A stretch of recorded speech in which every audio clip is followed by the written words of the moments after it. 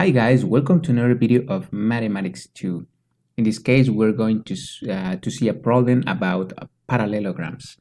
But before we begin, just a reminder that this video belongs to a playlist where you can see the full course of Mathematics 2. That playlist, you can see it in the description below.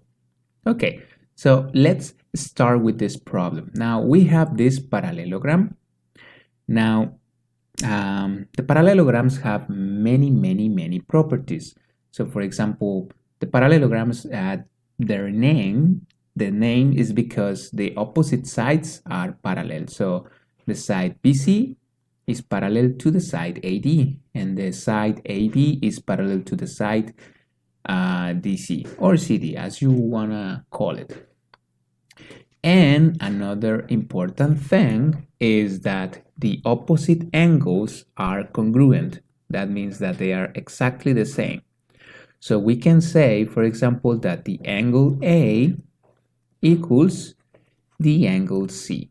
Okay, so I repeat, the opposite angles in a parallelogram are congruent. Okay, so that's how we're going to begin with this problem. Okay, so I'm gonna write it. I'm gonna write that equation. So it will be 3x squared equals 9x plus 12. Okay.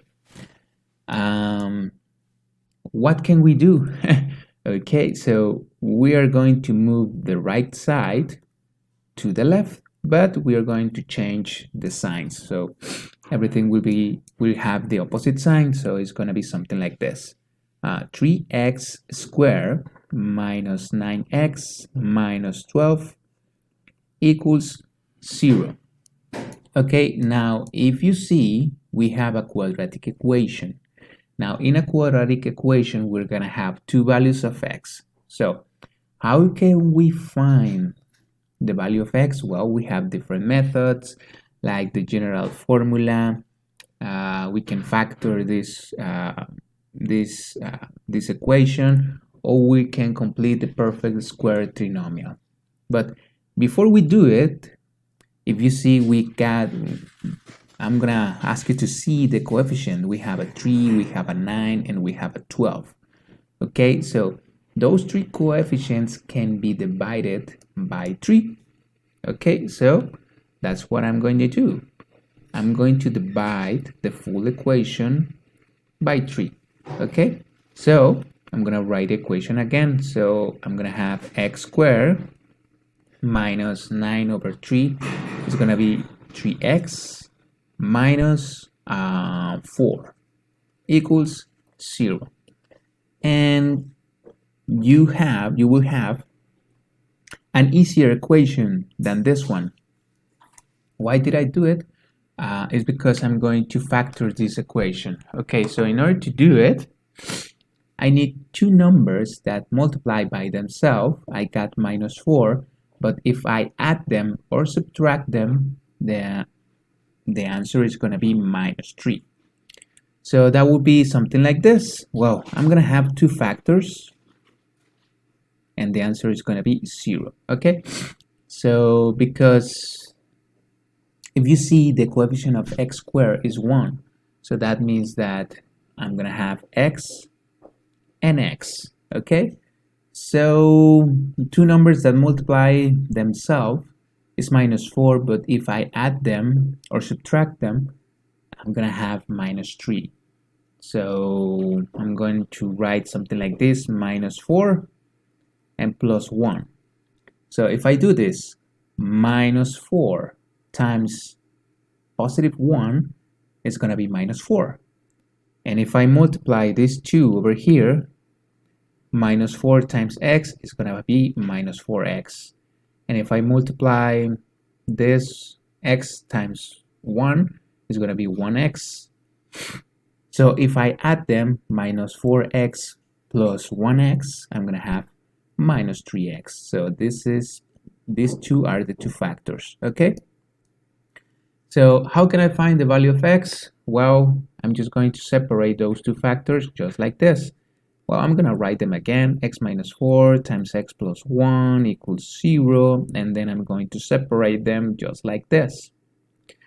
Okay, these two factors are going to be multiplied and the answer is going to be 0. Okay, it's just like this. For example, if I have, I don't know, 5 times 3, and I tell you that the answer is 0. Okay, so that means that, for example, don't forget this one.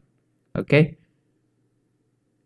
because the answer is 0, so that means that one of the two factors or both of them are 0. So okay, maybe I did it wrong. What about this one?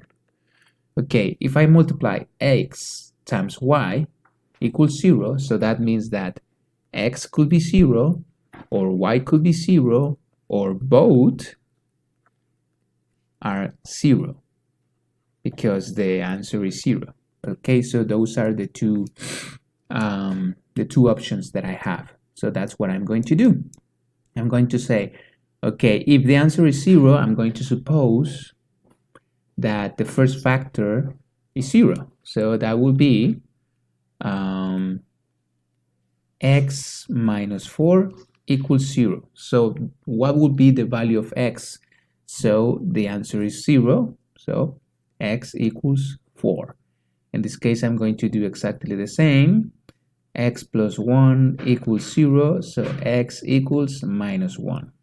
Okay, so now I have the two values of x that makes this quadratic equation equals 0. Now, the problem doesn't say that, but most of the times we are going to choose the positive value of x. Okay, well, that is not the answer because the answer is that we need to find the value of the angle B. Okay, so I'm gonna get the value of the angle A. Okay, so A equals 3x squared. Okay, so that would be 3 times 4 raised to the square equals 48. Okay, so this is 48.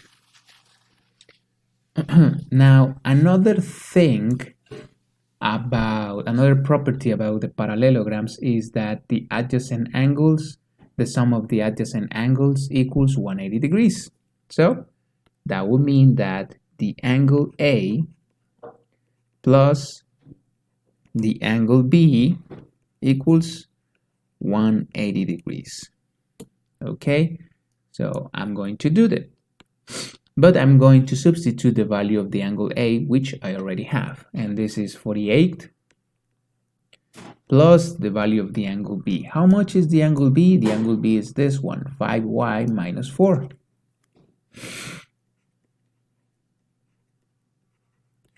Equals 180 degrees. Okay, so I'm going to move 48 to the other side, 5y.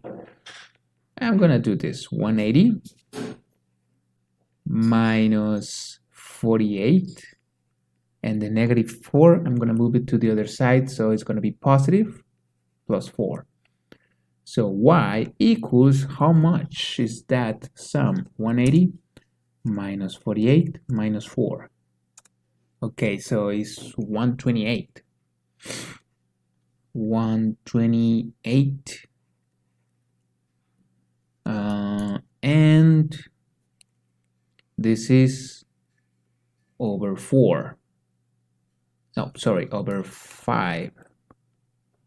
Okay, so y equals 128 over 5 equals, how much is that?